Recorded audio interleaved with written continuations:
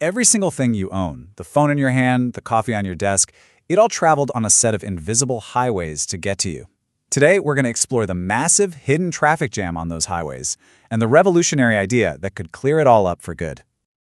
Okay, just think about it for a second. One's a super complex piece of technology, the other is a pretty simple agricultural product. They seem like they're worlds apart, but they actually share this secret journey. And that is the key. They both rely on this incredibly complex network of suppliers, manufacturers, and distributors. The supply chain. These are the invisible highways that fuel pretty much all of global commerce. But these highways have a really serious traffic problem. Yeah, even the most advanced, most high-tech supply chains on the planet hit this one major bottleneck. And it's not about logistics, or trucks, or ships. Nope, it's about money. Specifically the cash that's needed to keep everything moving.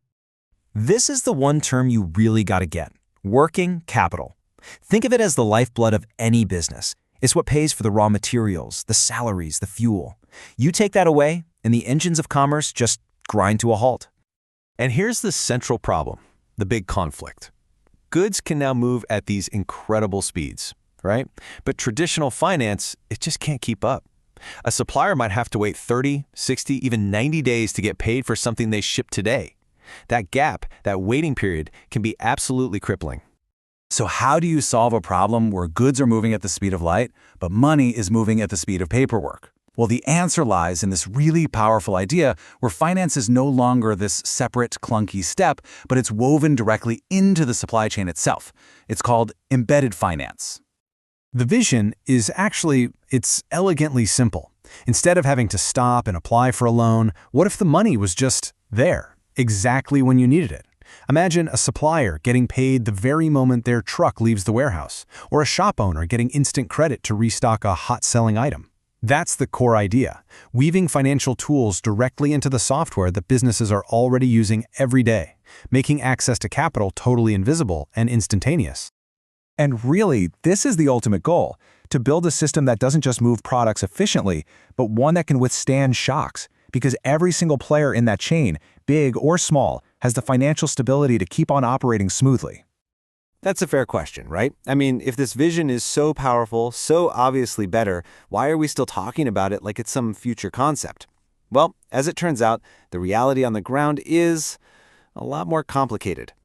The biggest problem is that a lot of the solutions out there right now fall into this classic trap. They try to apply a single generic solution to a world of incredibly diverse and really specific problems. So here's the gap between that amazing promise and what's actually happening. We were promised this seamless financial engine that's perfectly integrated with the business. What we often get instead is just a loan button that feels tacked on. It's a Band-Aid solution, right? It's offering a generic product that just doesn't understand the specific cash flow needs of that particular business. The problem becomes crystal clear when you look at how different businesses actually work. Take a farmer. Their financial life is tied to the seasons. They need a huge chunk of capital for planting, and they only get paid months and months later at harvest. That is a world away from a construction company, which needs funds released as they hit specific project milestones, laying the foundation, finishing the roof. And that's completely different from a logistics company that needs cash for fuel based on trips they've just confirmed. The key takeaway here is that context is everything. Offering all of them the same generic loan is like giving a hammer to someone who needs a screwdriver. It just doesn't fit their operational reality at all. So the crucial point here is that the current system of supply chain finance is basically an elite product. It's great for the huge corporations, but for the millions of smaller suppliers that are the backbone of the economy, it's a world of lengthy onboarding, heavy paperwork, and super rigid criteria. And it's also reactive. It kicks in after an invoice is issued, not when the capital is actually needed most. So how do we fix this whole mess? The technology, things like APIs, which are basically just digital handshakes that let different software talk to each other, it all exists. What we need isn't a tech revolution, it's a revolution in our thinking. These are the big roadblocks. Lenders are still leaning on outdated credit scores instead of the rich, real-time operational data a business generates every single day. The platforms, they're wary of the complex integrations, and frankly, too many fintech companies are just repackaging old products and slapping a new label on them instead of truly innovating.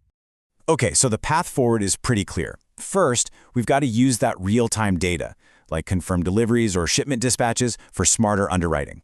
That's the whole process of deciding if a loan is a good risk. Second, we have to build products that actually fit the industry they're serving.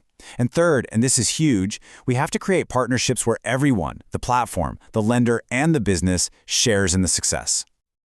This quote just gets to the absolute heart of the matter. The future isn't about adding more superficial loan buttons. The real game-changing work is in building the deep infrastructure, the financial plumbing, if you will, that makes tailored credit a fundamental, invisible part of how businesses operate. All right, so let's bring it all together. What does this future actually look like when we get it right? Well, it looks like finance becoming so seamless that you don't even notice it's there. Just imagine this. A trucking company gets an automatic advance for fuel the second a trip is confirmed.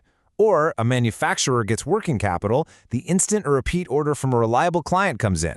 Financing isn't a separate step anymore. It's just a natural, automatic part of the business workflow. And you know, the best part? This isn't some far-off science fiction dream. The building blocks are already here, today. What's left is for us to have the courage and the precision to build lending products that actually mirror business realities, instead of forcing businesses to conform to the old way of doing finance. So I'll leave you with this thought. We don't think about getting electricity when we flip a light switch, right? It's just there. It just works. What happens to global trade, to innovation, to small businesses everywhere when accessing capital becomes just as easy? That's the world we're building. Thanks for tuning in.